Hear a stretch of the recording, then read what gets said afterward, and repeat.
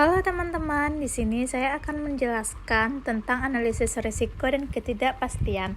Saya, Serli Aprilia Azura, NPM 211007005301998 dari jurusan Manajemen Fakultas Ekonomi Baitur Rahmah. Saya akan menjelaskan materi tentang analisis risiko dan ketidakpastian.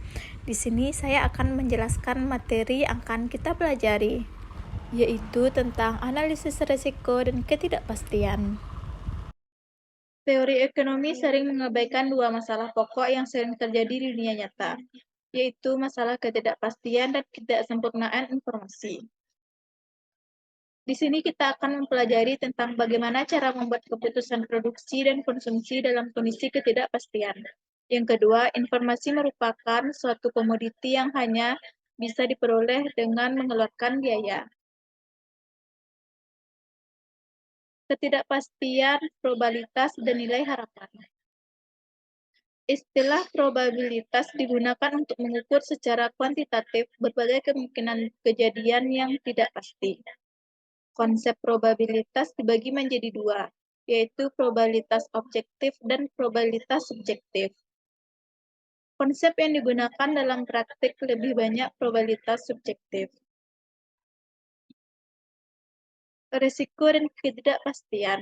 Menurut Frank Nick tahun 1922, yaitu suatu keadaan dilukiskan sebagai keadaan yang berisiko jika kita dapat menentukan probabilitas objektif secara pasti terhadap hasil atau kejadian. Suatu keadaan mengandung ketidakpastian jika tidak ada probabilitas objektif yang dapat ditentukan.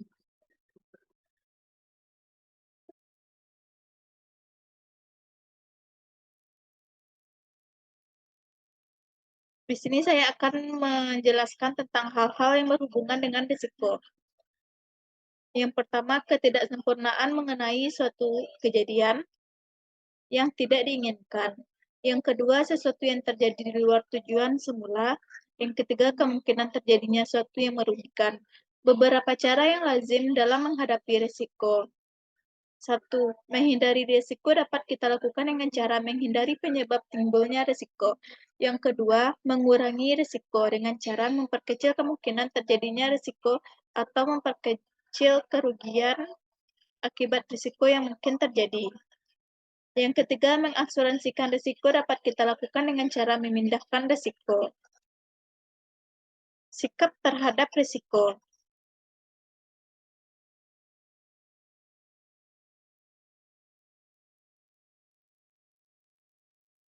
Sikap terhadap risiko. Suatu taruhan yang fair mempunyai nilai harapan sama dengan 0. Seseorang disebut dengan risk averter bila dia tidak bersedia ikut suatu permainan taruhan yang fair. Yang ketiga, seseorang disebut dengan risk neutral bila dia tidak bisa dipengaruhi untuk menolak atau mengikuti suatu permainan taruhan yang fair. Seseorang yang disebut dengan risk seeker bila dia senang sekali mengikuti suatu permainan taruhan yang fair.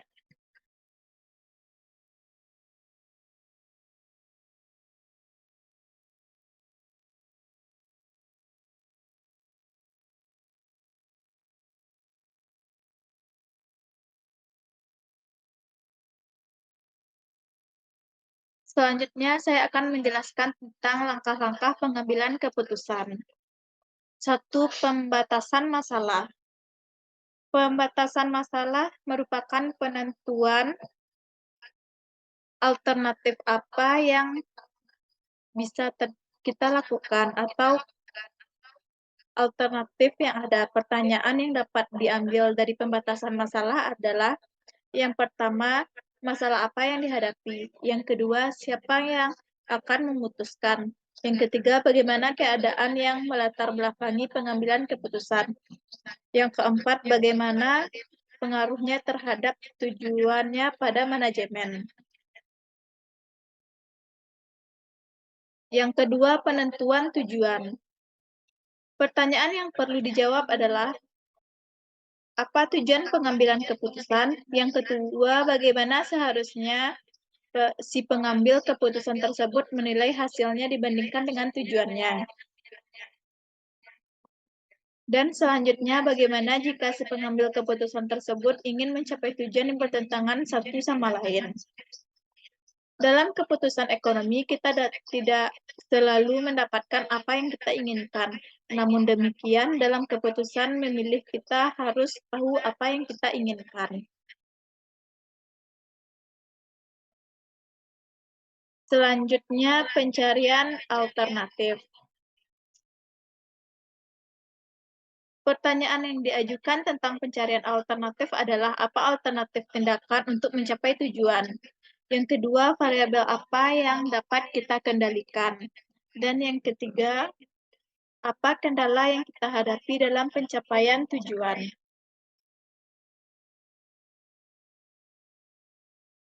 Selanjutnya, peramalan dampak. Pada tahap ini kita mencoba mengamati bagaimana konsekuensi dari setiap alternatif pilihan kita. Yang kedua, jika hasil yang diharapkan tidak pasti, bagaimana sifatnya? Dapatkan informasi yang lebih baik diperoleh untuk meramalkan suatu hasil. Selanjutnya, penentuan pilihan.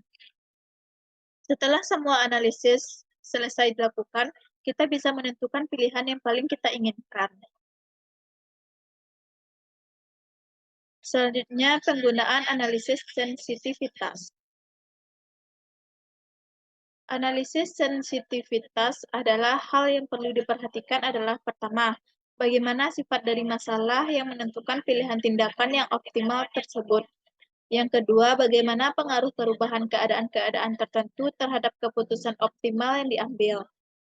Yang ketiga, apakah pilihan tersebut peka terhadap perubahan variabel-variabel ekonomi utama yang terabaikan oleh si pengambil keputusan.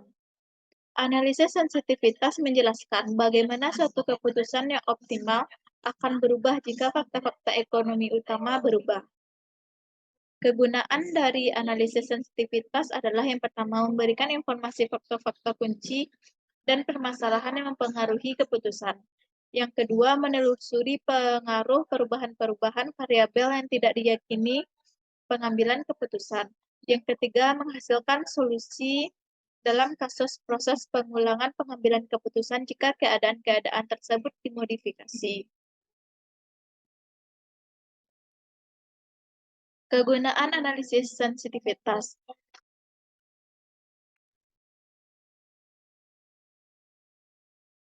Kegunaan yang pertama adalah memberikan informasi faktor-faktor kunci dalam permasalahan yang mempengaruhi keputusan.